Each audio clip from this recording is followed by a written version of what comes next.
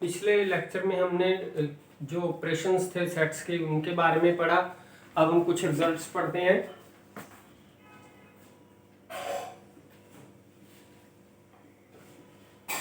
First is U is the universal set, then U complement is equal to X belongs to U such that X does not belong to U। Complement में ऐसे element आने हैं उस set के element, क्योंकि universal set के तो element आने ही हैं, तो कॉम्प्लीमेंट में होता है जो U में ना बिलोंग करे। इसका मतलब ऐसा कोई भी एलिमेंट नहीं है जो U का भी हो और U में भी ना हो, तो that is empty set. This is empty set. जितने भी एलिमेंट्स है वो तो यूनिवर्सल सेट में आने ही आने। फाइव कंप्लीमेंट क्या आ जाएगा? U आ जाएगा, यूनिवर्सल सेट आ जाएगा। सभी एलिमेंट है तो कंप्लीमेंट में कोई भी एलिमेंट नहीं है। अब कोई भी एलिमेंट नहीं है तो इसके कंप्लीमेंट में सभी एलिमेंट आ जाएंगे। एलिमेंट्स तो यूनिवर्सल सेट के आ रहे हैं such that X does not belong to 5। इसका मतलब 5 में ना हो, मतलब कोई भी एलिमेंट वाला सेट उसमें ना हो तो सारे के सारे एलिमेंट U में आएंगे। ए कॉम्प्लीमेंट X तो U का ही एलिमेंट आना है सच दैट, कॉम्प्लीमेंट का मतलब है कि U में ना बिलोंग करे। यहाँ पर ए कॉम्प्लीमेंट का कॉम्प्लीमेंट है, मींस ए कॉम्प्लीमेंट को बिलोंग ना करे। X does not belong to A complement. अगर ए कॉम्प्लीमेंट को नहीं बिलोंग करेगा तो फिर किसको बिलोंग करेगा? अगर ए कॉम्प्लीमेंट को नहीं बिलोंग करेगा तो U को बिलोंग करे, ए को बिलोंग करेगा। तो इसका मतलब ए सेट बन जाएगा ए। तो ए कॉम्प्लीमेंट का अगर कॉम्प्लीमेंट करेंगे तो वो ए आ जाएगा। इसी तरह अगर ए यूनियन ए कॉम्प्लीमेंट करेंगे तो वो बन जाएगा U। जैसे कि उस एलिमेंट्स ऑफ U लेने हैं सच दैट यूनियन का मतलब ए का एलिमेंट भी हो और ए कॉम्प्लीमेंट का भी हो। X belongs to A और X belongs to A complement।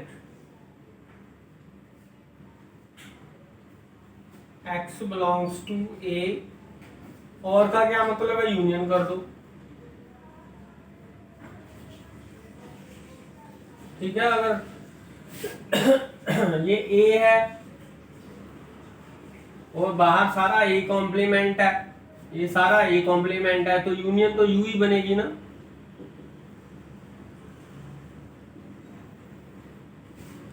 ठीक है, इस करके ये बनेगा U। इसी तरह इंटरसेक्शन क्या बनेगी? दोनों का एलिमेंट हो, X element of A and A complement.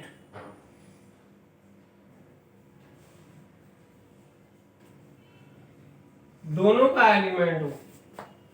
अब देखो दोनों का होना चाहिए, ए का भी हो और ए कॉम्प्लीमेंट का भी हो। ऐसे तो कोई एलिमेंट आएगा ही नहीं कि वो ए में भी हो, ए के अंदर भी हो और बाहर भी हो। ऐसे तो हो नहीं सकता, वो होएगा 5। सो इनके इंटरसेक्शन में एम्प्टी सेट बने। अब कुछ क्वेश्चंस कर लेते हैं।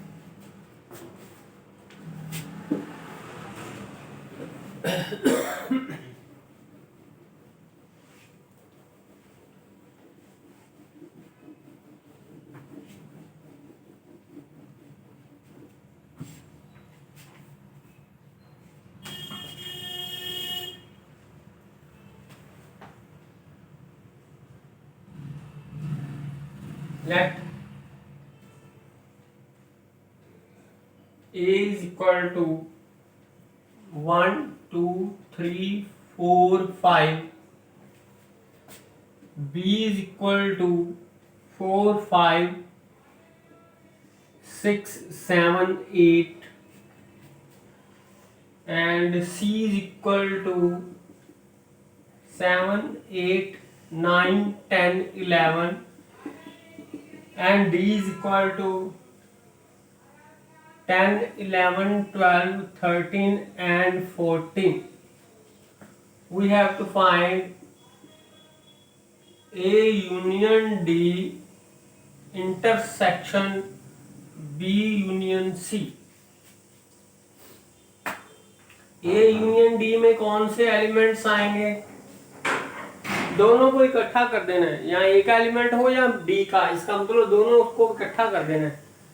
ये A के भी एलिमेंट आ जाएंगे 3, 4, 5 और D के भी आ जाएंगे 10, 11, 12, 13 एंड 14। अब B यूनियन C के एलिमेंट, B और C के एलिमेंट इकट्ठे कर देने हैं। यूनियन का मतलब इधर A का है, B का एलिमेंट है और C का एलिमेंट है, तो इनको इकट्ठा कर देते हैं 4, 5, 6, 7, 8। अब C के एलिमेंट है 7, 8 तो हम पहले ही लिख चुके हैं, दोबारा लिखने की जरूरत नहीं है। अब 9 से लिखेंगे 9, 10, 11। तो हमने A यूनियन D भी लिख दिया, B यूनियन C भी लिख दिया। अब इनकी इंटरसेक्शन लिखनी है हमें। इंटरसेक्शन का मतलब इन दोनों में कौन से एलिमेंट कॉमन है, जो इसको भी बिलोंग करे और इसको भी बिलोंग करे। इंटरसेक्शन का मतलब है तो इनके दोनों के कॉमन एलिमेंट लिखने हैं।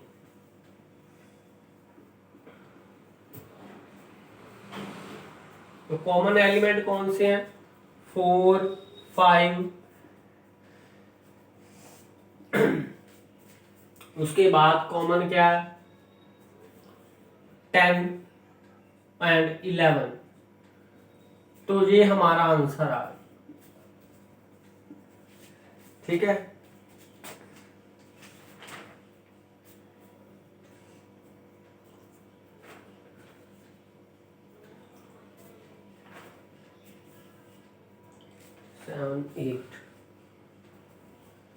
यूनियन में आएगा 1, 2, 3, 4, 5। डी का आ गया 10 से 14 और बी का आ गया और सी का ये वाले एलिमेंट आ गए, तो इंटरसेक्शन। नेक्स्ट क्वेश्चन,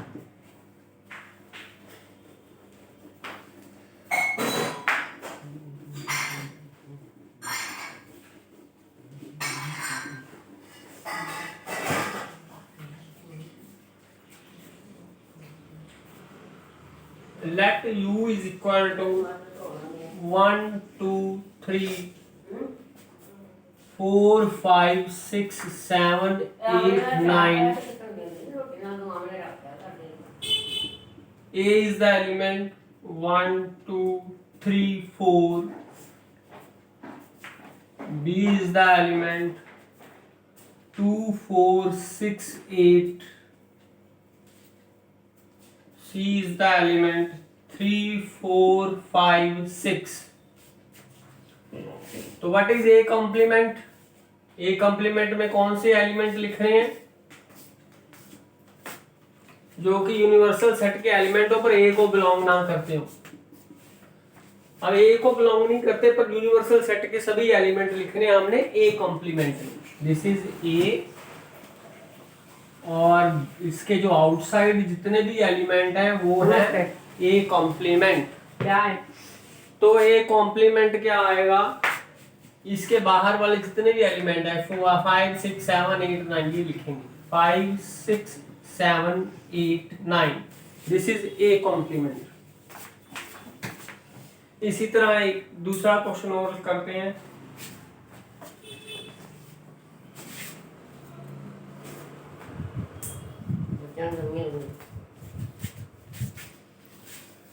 ए इंटरसेक्शन सी कॉम्प्लीमेंट। इसका मतलब पहले हमने ए इंटरसेक्शन सी निकालना है। सबसे पहले हम ए इंटरसेक्शन सी निकालेंगे। तो ए इंटरसेक्शन सी का क्या मतलब है? जो ए का एलिमेंट भी हो और सी का एलिमेंट भी हो। इसका मतलब होता है कि ए और सी के जो कॉमन एलिमेंट है हमने वो लेनी है। ए और सी में कॉमन है सिर्फ 3 एंड 4, ये दो कॉमन है। तो इंटरसेक्शन में जो सेट बनेगा उसमें दो ही एलिमेंट्स आएंगे 3 एंड 4। तो 3 और 4 आएंगे, तो कॉम्प्लीमेंट क्या आ गया, कॉम्प्लीमेंट होगा x belongs to U such that x does not belong to intersection, means जो इंटरसेक्शन में एलिमेंट है वो वाले नहीं लिखने, बाकी सारे यूनिवर्सल सेट के एलिमेंट लिखने हैं। जैसे ए के एलिमेंट नहीं लिखने, बाहर वाले सारे लिखने हैं। इसी तरह इसका कॉम्प्लीमेंट आएगा यूनिवर्सल सेट के एलिमेंट्स में 3 4 नहीं लिखना, ठीक है। तो बाकी सारे एलिमेंट्स लिखेंगे इसके 1 2 5 6 7 8 9, this is their complement. Next question,